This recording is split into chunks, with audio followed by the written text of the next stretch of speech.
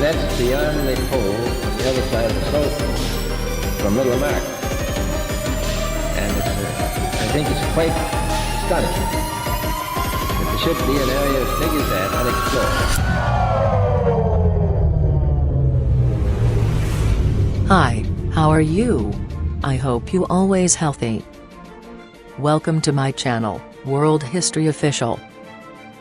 In this video, I would like to talk about heliocentrist experiments that failed to detect any movement of the Earth. This is the truth. I will tell the truth. It's painful, but better to get hurt by the truth than comforted with a lie. Before I start it, remember to subscribe and hit the bell icon on my channel if you enjoy. Also, share this information to your family, your friends, and everyone. I can't speak, I had speech disorder. So, I am sorry to use robot voice on the video. Many people complain about this. But now, I had buy a better speech software with good voice. I also put the text on the video, so you can read them if you're not comfortable with this voice. So, here we go.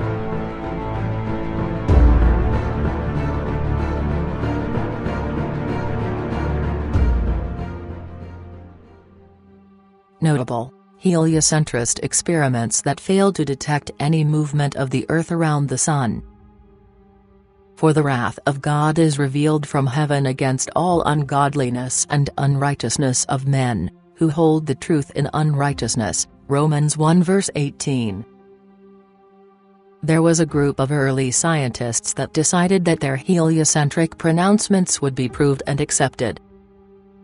They conducted various experiments to prove that the Earth moves around the Sun. Unsurprisingly, these experiments failed, and they knew it, but they covered this information up.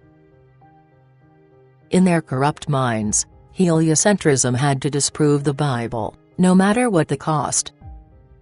So instead of being scientific and accepting that the Earth does not move, they decided to hold the truth in unrighteousness. They suppressed the truth like any liar would. False science could not and cannot prove the motion of the Earth, because it does not move. It is not a planet. Those early false scientists are the authors of the textbooks that today's scientists and authors consult. The students who have learned from them are worse off than they are, because these students actually believe the Earth moves, whereas the original false scientists knew that they were wrong. The following is excerpted from the Basic Scientific Arguments for Geocentricity by Malcolm Bowden.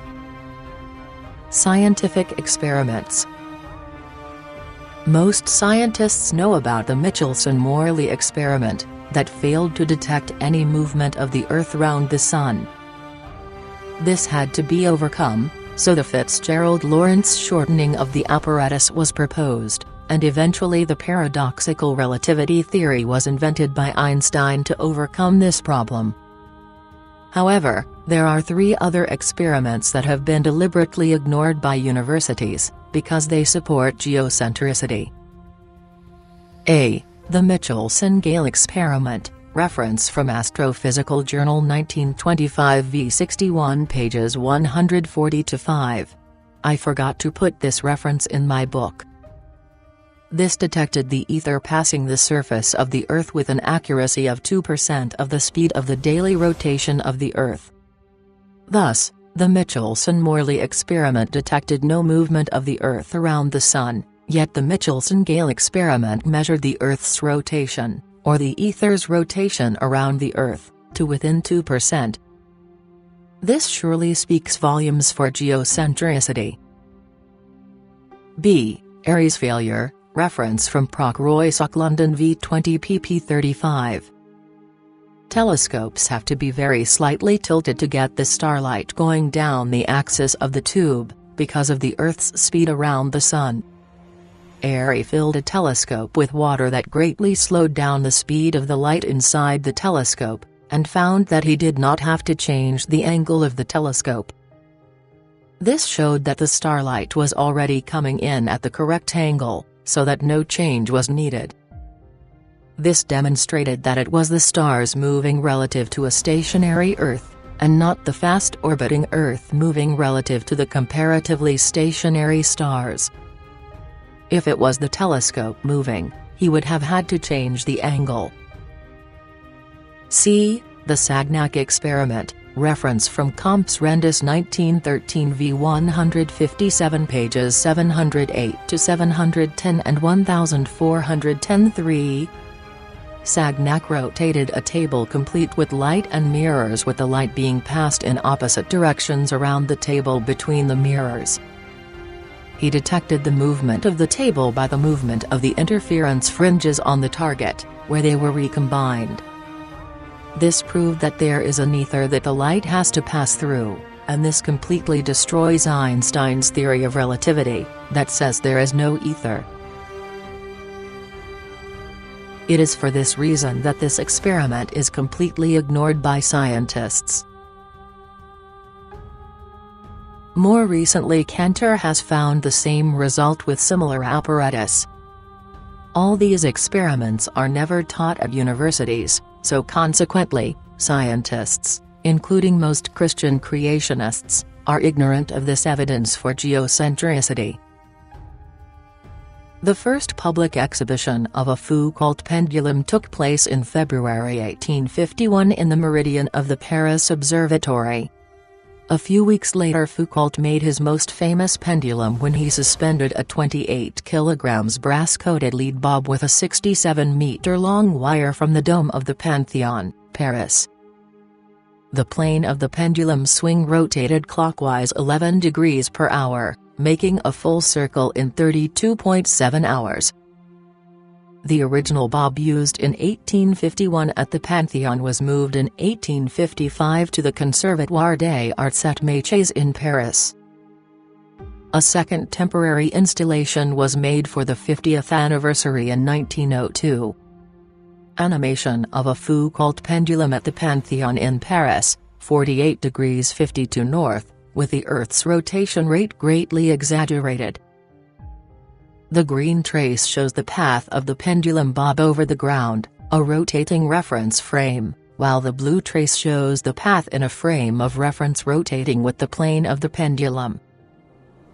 Air resistance damps the oscillation, so some Foucault pendulums in museums incorporate an electromagnetic, or other drive to keep the bob swinging, others are restarted regularly, sometimes with a launching ceremony as an added attraction.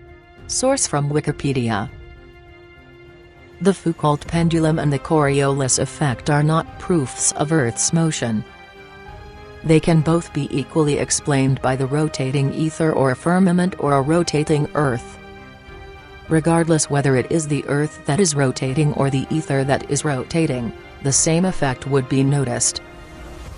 No experiment, however, has ever shown the Earth to be moving, but the Michelson-Morley, Michelson-Gale, Airy, Sagnac, and Cantor experiments all proved the existence and motion of the ether. Since Foucault's pendulum and the Coriolis effect are closely related, they can be considered together. Foucault's pendulum, which was constructed in Paris in 1851, was a pendulum consisting of a 200-foot-long flexible wire on which a heavy iron weight was suspended so as to be free to oscillate in any direction. It was found that the oscillating pendulum never retraced its path, but at each swing apparently deviated. If the experiment is conducted in the northern hemisphere, it deviates to the right, and in the southern hemisphere it will deviate to the left. The so-called Coriolis effect is similar. A shell from a long-range gun, aimed at a target to the south of it, will land to the right of the target in the northern hemisphere and to the left in the southern hemisphere. Although the apparently obvious conclusion to be drawn from these two experiments is that the Earth is rotating anti-clockwise when observed from a fixed point above the North Pole. On further examination, the obviousness is seen to be an illusion. It is at first not easy to grasp the fact that Foucault's pendulum and the Coriolis effect only demonstrate relative motion and do not demonstrate which, if either, of the two objects is at rest, but careful thought will show it to be true. All that the experiments show is that there are forces which act on bodies in motion relative to each other, and that either the Earth is rotating, or the inertial field of the rest of the universe is rotating round the Earth, or some combination of these movements is occurring. Certainly a rotating Earth would account for the phenomenon equally well. In this case the fixed stars would be preventing the ether from going round the Earth at the same speed as the latter rotated, but it does not account for it better. The phenomenon cannot, therefore, logically be used to prove any one of the alternatives. By N. Martin Gwynne. Trying to use Foucault's pendulum as proof for heliocentricity really backfired when Morris-Ley repeatedly observed pendulums slowing their motion during eclipses. This implies that either the rotating Earth decelerates during eclipses or the firmament does. NASA doesn't want to concede the implications, so they continue to remain silent on the issue. Foucault's pendulum eclipsed by a Ley effect. Source: see a link on the description.